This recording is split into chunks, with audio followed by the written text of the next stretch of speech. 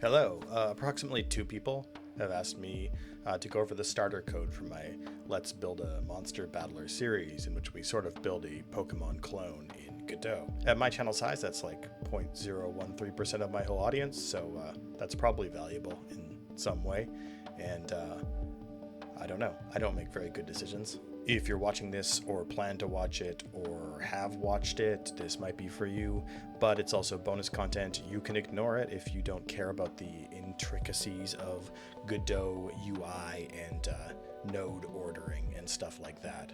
If I had to pick a time to watch this in that course, I would say at exactly 8 minutes and 42 seconds in the first video. You can pause that and come over here and stick around till the end for some apologies, regrets, and future plans. Well, I promised you a mosey, so a mosey we will go. Here's our main scene.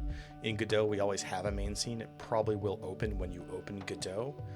This represents the scene that is loaded when we press play also. We can select a different main scene by right-clicking on another scene in our file view and choosing Set as Main Scene, but this one's already set up for us here. So here's our main scene. If we press play and then look at the remote tree here, you will see that it gets mounted underneath the root, although there are 2 other nodes above it, and these are auto loads that we'll look at in a second. When the scene is mounted, Godot will go from top to bottom and call ready, but it will start at the lowest children in the hierarchy of every node, so that every node will always have all of its children ready before it is. This is important and useful and saves us for annoyance, because then parent scripts can know that their child is ready before they start calling stuff on it. This all happens after autoloads are called, though. We'll get to that. Now let's quickly look at the structure of the main scene. It's really just got a camera and some UI, which I'll cover in specific depth later. And the battle renderer here is the important part that extends control, and it's a UI node. So underneath that, we have all these layout nodes for the left, right, and the little window that lets you quit or restart when you lose. And each of these are their own scenes, which we'll talk about a bit when we get to the code for them. Let's have a look at our autoloads now. Godot has an autoload function which will mount a bunch of scripts or scenes as root level nodes that will run before the main scene is mounted to the root node. It's really convenient for any services you need that should be globally available and accessible via a easy global variable like gamerunner.do thing. Though I think autoloads in general are a bit of a problem because it sort of hides a lot of the dependencies that scripts might have and hides the tightness of coupling between classes. We're still going to use them for this project, but I think in the future we'll probably do something a little bit more scalable. They're fine for our purpose here. I cover some of my thoughts on autoloads in my most recent architecture video. So if you look at the remote view when the game runs, we see that the autoloads are mounted right at the top here under the root. And to add one, we just need to specify a scene or script to instantiate in project settings globals. We're starting with 2 autoloads, and we'll add more throughout the project. We have events and game runner, and let's have a look at the code to see what they're doing. So events is a signal hub, which means it just defines a series of signals that objects anywhere in our codebase can listen to or emit to. So it looks a bit like this. So our signal, which in our example lives in our big events class, stores a set of listeners that are attached whenever we connect a new function to it. And then whenever we emit a signal from somewhere else, the listener receives that and will send a message to run each of the functions that are connected to it. So using signals, or what we're going to call the observer pattern like this, is an alternative to calling things directly through functions. For one, neither the caller nor the callee needs to know about any other element in the system other than the signal itself. For 2, it's much easier to scale this up to have many callers and many listeners here. Let's imagine a character that has a health variable, and when that health changes, we want to do various things to the UI. Maybe we have a health bar we want to move, or a health number or percentage we want to change, or maybe we want to flash the screen, red for damage, green for healing. Maybe we want to play a sound effect like a little grunt or something. Maybe we want to update the sprite to show a little bit more blood or something on our guy's face. Rather than have whatever class we manage our health data in send all this information to all these different UI components, we instead can have the health class or whatever is managing it send to a signal and have all of those UI elements and effects managers or whatever watch that signal. It's a lot cleaner and there's a lot less coupling here. So it's easier to test all of these in isolation and work on them in an isolation. If you want to know about this software design pattern a little bit more, look into the observer pattern. It's super cool. Godot signals are great, but keeping them all in this one signal hub class is a convenient pattern that has some other problems in the long run. It's definitely functional for our purposes, though. I actually suppressed a warning here to shut it up about not using a signal after it's declared. It's mostly because we're not using signals in the same class that they're declared. This works fine, but I think eventually it would make more sense to remove the signal hub and put signals where they belong. But this still won't break anything. The intention of the game runner here is to be a service that handles how the game flows. We don't have too much in here right now, but let's read through the code quickly. Note that it extends node. This means that it can be an auto load and added to the scene tree at the root here, and that it will have all the functionality that other Godot nodes have, like ready and process, which we can override with our own functionality. I've left a few comments in here, but the next bit that's important is this enum we've defined. An enum is generally a way to rename a small set of constants in a way that is easier to read within our code. These enum values are supposed to represent the different menu interactions in a Pokemon-like battle game, and it's sort of equivalent of saying something like, there are 4 possible interactions, we'll call them this. In data, they're going to be stored as 0, 1, 2, and 3, but it's harder for us to remember interaction type 3 than interaction type run. And also it gives us some safety in code to make sure we're not passing invalid interaction types. We can't pass interaction type 6 or interaction type hug. So when we use this enum in our code, we can say something like, if interaction mode is interaction mode.fight, do something, rather than check if interaction mode is 1, and have to remember that 1 means fight.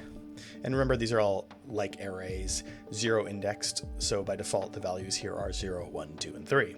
Now, another nice thing about these is that in your export vars, if you are export varring a enum type, you get one of these nifty little drop downs, but also be aware that these are all stored as numbers, integers. So if you swap some of these values around in order, they will not be what you think in your resources here with your export vars. And you can find out more about enums in the Godot docs.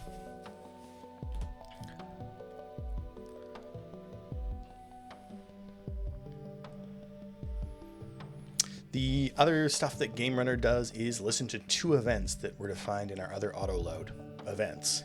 This syntax, where we can find an event, then use connect and pass in a function as an argument, is how we can listen for anything that triggers that event and respond to it, as I said before.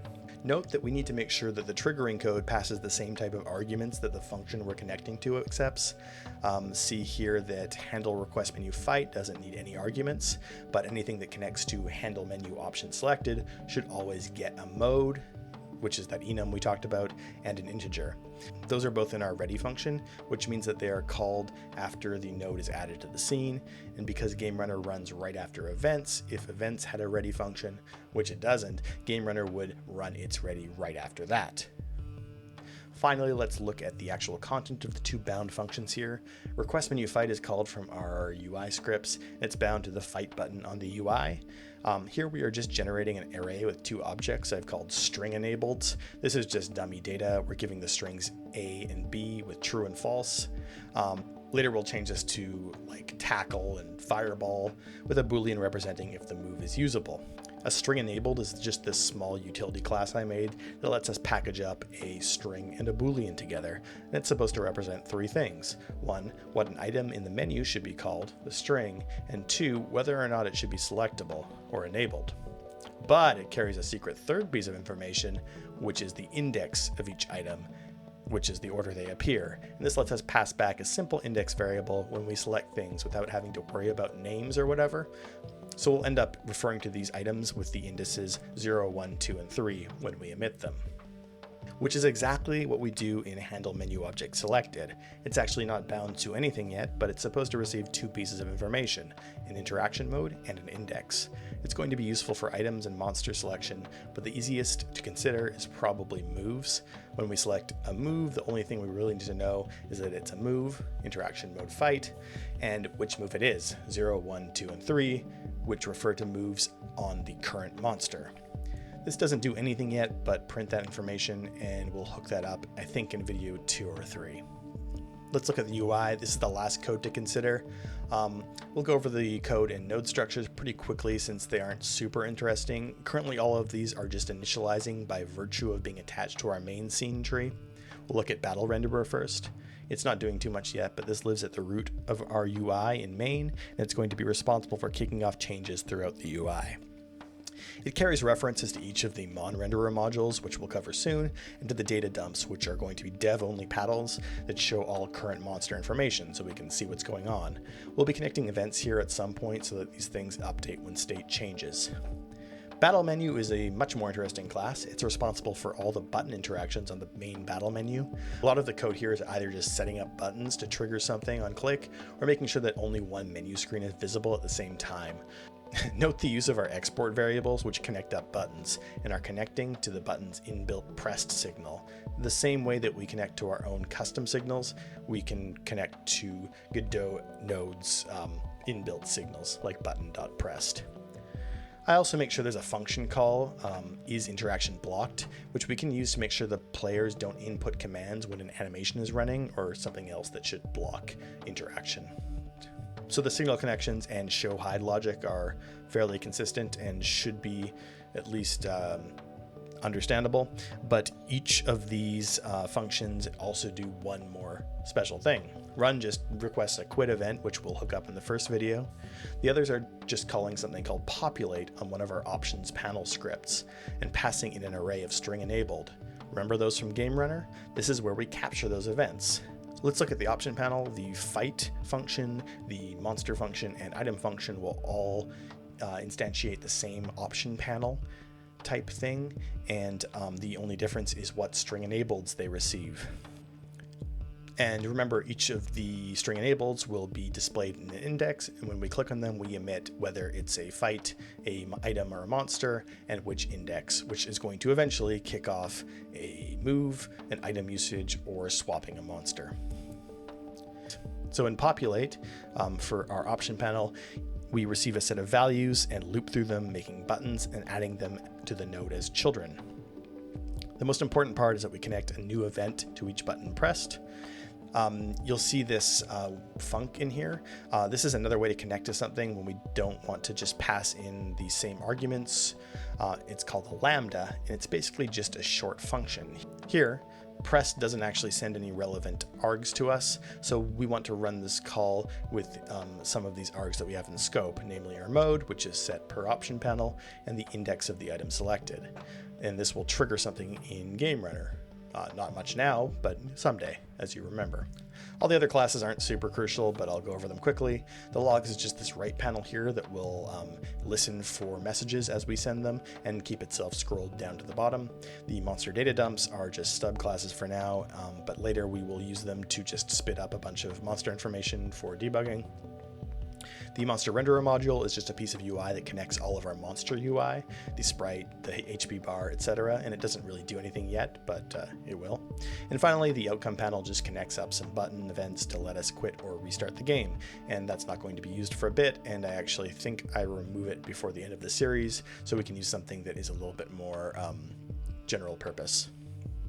Okay, so that's pretty much all of the starter code. Most of this is fairly simple GD script, though it may be set up in a way you're not used to. I recommend just going along with things until you understand, but please ask me any questions in the comments, and I will try to answer them, probably. I really should have just written this stuff into the main series. It's really not that much code to write, and leaving it unexplained isn't really satisfying. I personally like to understand stuff, and you probably like to understand stuff too if you are learning game dev in the year 2026 common era and not just asking a robot to do everything for you. I think I was afraid I would lose people's attention with all the fussy UI tinkering, but you know what? It's not my favorite part, but it is actually really important to go through. 2, as some people have pointed out, there isn't really much visual difference between the starter code and the finished project. And though we really do build out a lot of interesting complexity under the hood, it doesn't show off that well. And for the sake of my YouTube metrics, the value proposition at a glance of spending 10 hours building something that looks like this is kind of low. This is something I'm going to learn from, and we're going to do something much more visual next time. 3, this starter code and my lack of planning kind of built us into a corner with some functional, inconvenient, but unwieldy architectural practices. Check out my latest video on Godot architecture if you want to know about why a signal hub and all these auto loads is kind of a bad practice. Otherwise, I think the structure of code we build throughout this is all right. It's fairly consistent, it's readable, it's pretty regular. I don't think it would be that hard to spruce it up with some better practices, but that's up to you if you want. So what's next? I'm putting this monster building series to bed now. I think it's finished. I think that I learned a ton about making videos throughout it, and it's all right. I think it's still worth watching. But the next thing we're going to do is build a 3D tactics game, I think. Something a lot like Fire Emblem Three Houses, probably in 3D, with stuff like tactical battles and recruiting people and going on dates and wandering around a 3D environment, quests, etc. It should be super fun. However, that's going to take a little while. So I'll be doing a lot more one-off content for a bit. I'm going to do a lot more videos on game architecture, software architecture, tips for Godot and stuff.